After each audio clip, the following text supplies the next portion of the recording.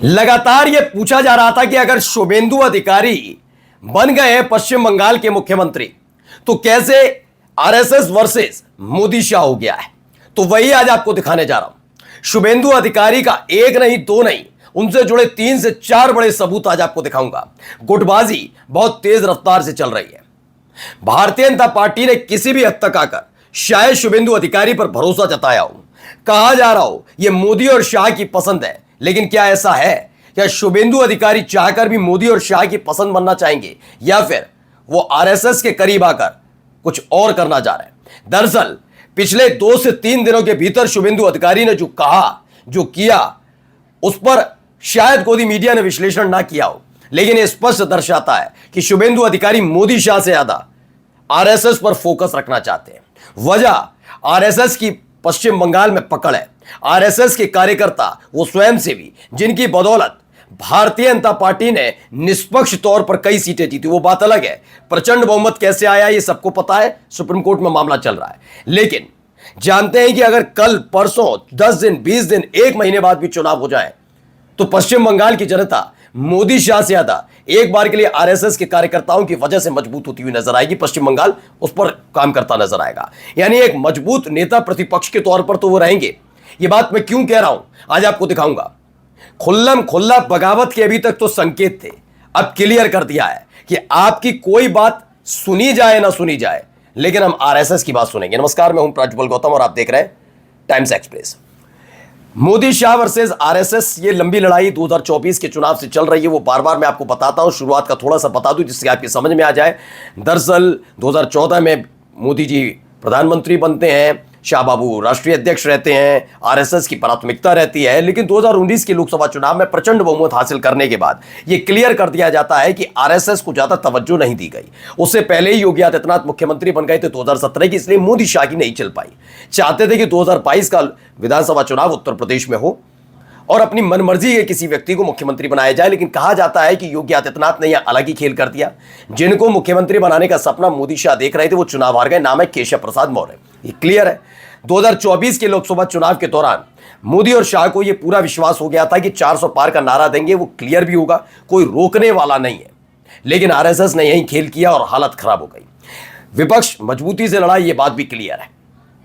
उस दौरान आखिरी चरण का चुनाव होने वाला था, तब जेपी नड्डा राष्ट्रीय अध्यक्ष थे बीजेपी के। उन्होंने आगे आकर एक बयान दे दिया था कि वो अटल अडवाणी के दौर की बीजेपी थी जिन्हें आरएसएस की जरूरत थी। इस दौर की बीजेपी यानी मोदी शाह वाली बीजेपी को आरएसएस की कतई जरूरत नहीं।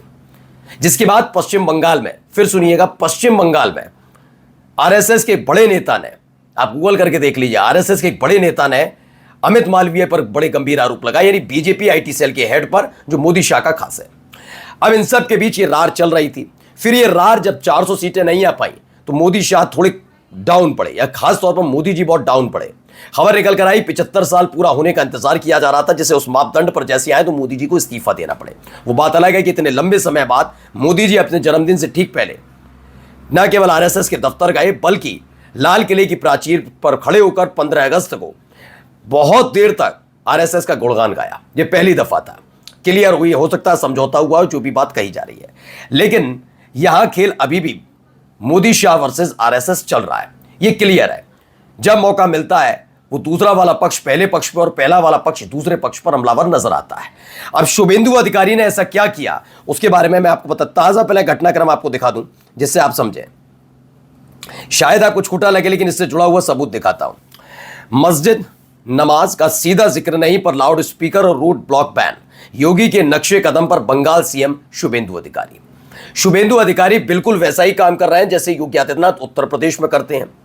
योगी आदित्यनाथ आरएसएस के खास है। शुभेंदु अधिकारी भी जानते हैं कि अगर भारतीय जनता पार्टी को यहां देखा जाए पश्चिम बंगाल में, तो पश्चिम बंगाल में बीजेपी का आधार मोदी शाह की वजह से नहीं, बल्कि आरएसएस की वजह से। क्लियर है, ये बात सच है। केरल में भी बीजेपी को कोई जाने ना जाने, लेकिन आरएसएस की शाखाएं चलती हैं, जो तमाम चीजें होती हैं उसकी वजह से वो मजबूत है। ठीक है ना। तो आरएसएस के प्रति पूरी तरह से समर्पित नजर आ रहे हैं शुभेंदु अधिकारी। ये देखिए, इसमें खबर भी निकल कर आई, पहले खबर पढ़ देता हूं मैं। शुभेंदु अधिकारी अब यूपी के सीएम योगी आदित्यनाथ के नक्शे कदम पर चल पड़े हैं। ओके। सीएम शुभेंदु ने पुलिस को धार्मिक स्थलों पर लाउड स्पीकर की आवाज को नियंत्रित करने और सड़कों पर धार्मिक गतिविधि रोकने के निर्देश दिए।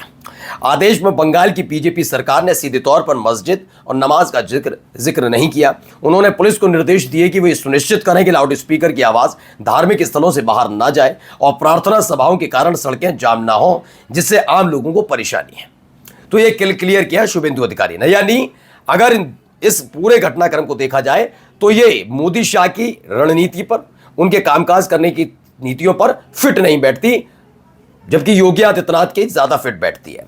अच्छा, ये खबर आती भी नहीं, इस खबर से कोई लेना देना नहीं भी होता। यहां जरा पहले एक वीडियो देखिए शुभेंदु अधिकारी ने साइन किया, पहले वो नरेंद्र मोदी साहब के पास गए। बात तो क्लियर है, नाम यहीं से क्लियर हुआ है तो पूरी तरह से झुकते नजर आए, नतमस्तक नजर आए। ये वीडियो हमने आपको दिखाई थी, लेकिन इस वीडियो में बहुत महत्वपूर्ण चीज है जिसके बारे में शायद किसी ने नहीं बताया, मैं दिखा रहा हूं। देखिए,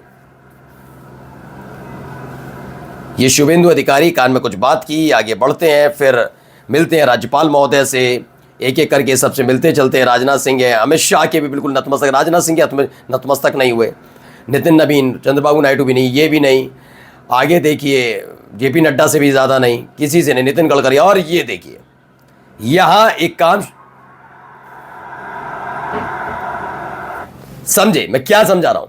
जब नरेंद्र मोदी साहब के सामने नतमस्तक हुई तो उतना शोर नहीं हुआ, गृह मंत्री अमित शाह के सामने नतमस्तक हुए इतना शोर नहीं हुआ, लेकिन योगी आदित्यनाथ ने अपना गमछा उन्हें उतार के दे दिया, भगवा गमछा पहना दिया।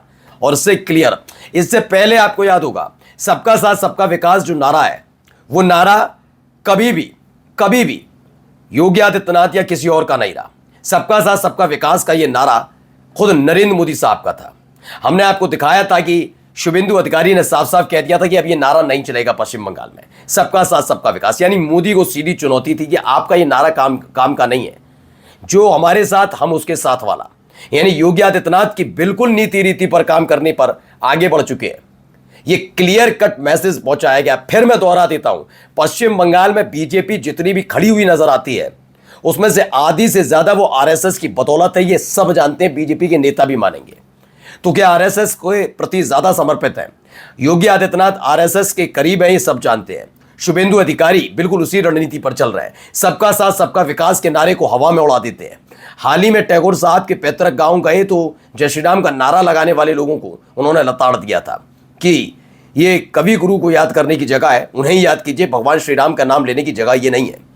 ये लताड़ अपने आप में बहुत ज्यादा महत्वपूर्ण हो गई थी, क्योंकि जो किया जा रहा है वहां पर, वो जानते हैं आरएसएस के कार्यकर्ता नहीं, बल्कि जिन उपद्रवियों को या जिन उत्पातियों को उत्तर प्रदेश से बाहर अलग अलग राज्यों में पैदा किया गया, वैसी हरकत पश्चिम बंगाल में है। तो शुभेंदु अधिकारी इसे भी लेकर सतर्क है। फिलहाल कुल मिलाकर रार अब ये बढ़ती जा रही है। रार इस बात की भी है कि एक तरफ सुप्रीम कोर्ट में मामला चल रहा है, दूसरी तरफ यहां पर कोई खेला होने का डर मन ही मन शुभेंदु अधिकारी को भी सता रहा है और मोदी शाह को भी, कि क्या पश्चिम बंगाल की सरकार बंद तो गई, लेकिन इस गुटबाजी को थम पाएंगे। नमस्कार।